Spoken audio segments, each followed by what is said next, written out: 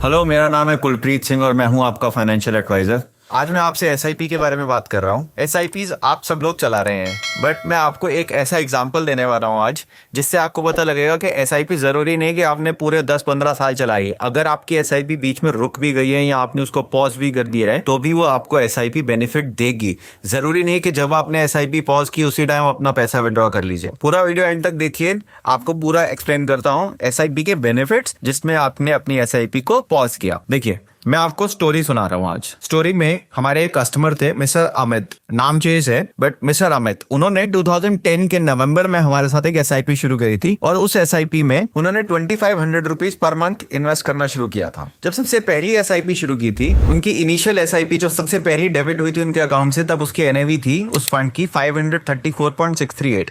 Fund का नाम बाद में बताऊंगा आपको, और अमाउंट था 2500 जैसा कि मैंने आपको बताया। और उन्होंने 61 इंस्टॉलमेंट्स नवंबर 2010 से लेकर नवंबर 2015 तक उन्होंने रेगुलर इन्वेस्टमेंट किया। अपने 2500 रुपीज हर महीने आए। टोटल 61 इंस्टॉलमेंट्स उनकी आई।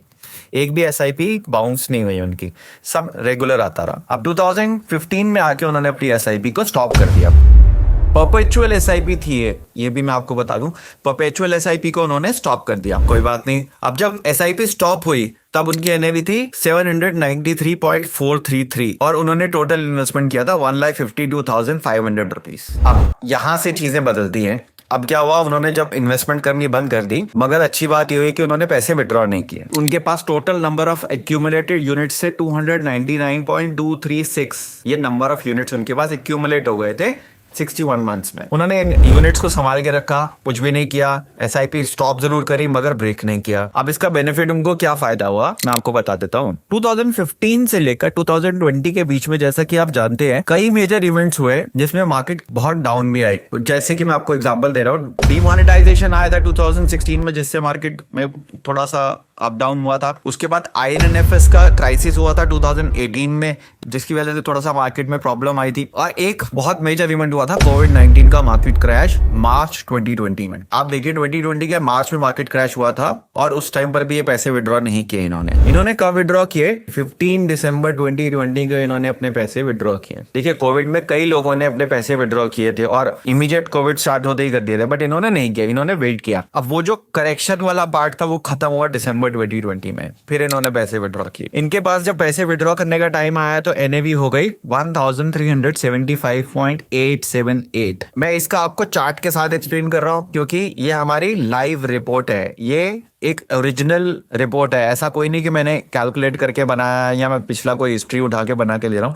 ये एक लाइव फोलियो का स्टेटमेंट है जो मैं आपको ब्लर करके दिखा रहा हूँ थोड़ा सा ऊपर से, क्योंकि मैं कस्टमर का नाम नहीं दिखाना चाहता आपको, बट ये ओरिजिनल रिपोर्ट है। देखिए, अब इसमें ग्रोथ कितनी आई, आप ग्रोथ सुनेंगे तो आपको लगेगा कि इतनी बहुत ज्यादा है, बट ये जेन्युइन है। 1,52,500 रुपीज पड़े रहे, 5 साल तक वहां पड़े रहे और वो ग्रो होके 4,11,712 रुपीज बन गए। परसेंटेज के हिसाब से देखे तो 170% का गेन हुआ। ये तो देखिए गेन हो गया। अगर मिस्टर अमित उस टाइम पर इस प्लान को स्टॉप ना करके 2020 तक चलाते तो बहुत ज्यादा वैल्यू बन जाती। बट मेरा आज के वीडियो का बनाने का पर्पस यही है, मोटिव यही है कि मैं आपको ये बताऊं कि आपकी स्टॉप्ड एसआईपी भी आपको लॉन्ग टर्म में बेनिफिट दे रही है। अगर आपने एक बार एक फंड में पैसे लगा दिए और उसके एनएवीज आपने एक्यूमुलेट कर ली तो आप उस फंड को होल्ड भी कर सकते हैं। जरूरी नहीं कि एसआईपी स्टॉप करते उसको विड्रॉ कर रहे हैं। अब मैं फंड का नाम आपको बताता हूँ। जब इन्होंने फंड स्टार्ट किया था तब उसका नाम था रिलायंस ग्रोथ फंड, और जब इन्होंने फंड से एग्जिट किया तो उस पीरियड में फंड का नाम चेंज हो गया था। एएमसी चेंज हो गई थी,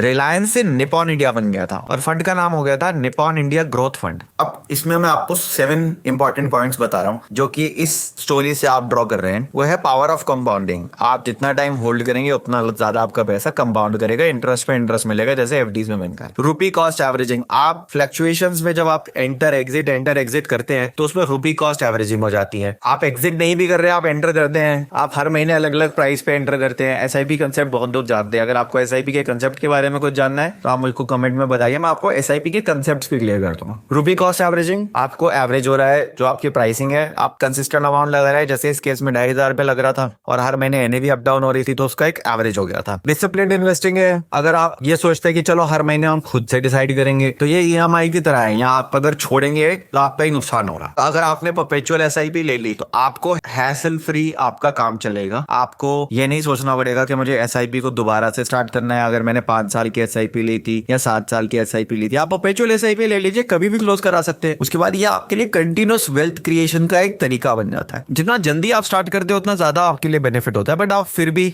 जितना लॉन्ग टर्म आप होल्ड कर सकते हैं, आप अपनी इन्वेस्टमेंट को होल्ड कीजिए म्यूचुअल फंड्स में। एक आपके पास और बेनिफिट है फ्लेक्सिबिलिटी। अब आप देखिए, इन्होंने SIP को स्टॉप किया, ये चाहते तो कुछ टाइम बाद रीस्टार्ट भी कर सकते थे सेम फंड में, बट इन्होंने सेम फंड में नहीं किया, किसी और फंड में किया। तो ये आपकी फ्लेक्सिबिलिटी है। और potential of for higher return, देखिए अगर यही आपने रेकरिंग डिपॉजिट में किया होता या बैंक में रखा होता तो क्या इतनी रिटर्न मिलती?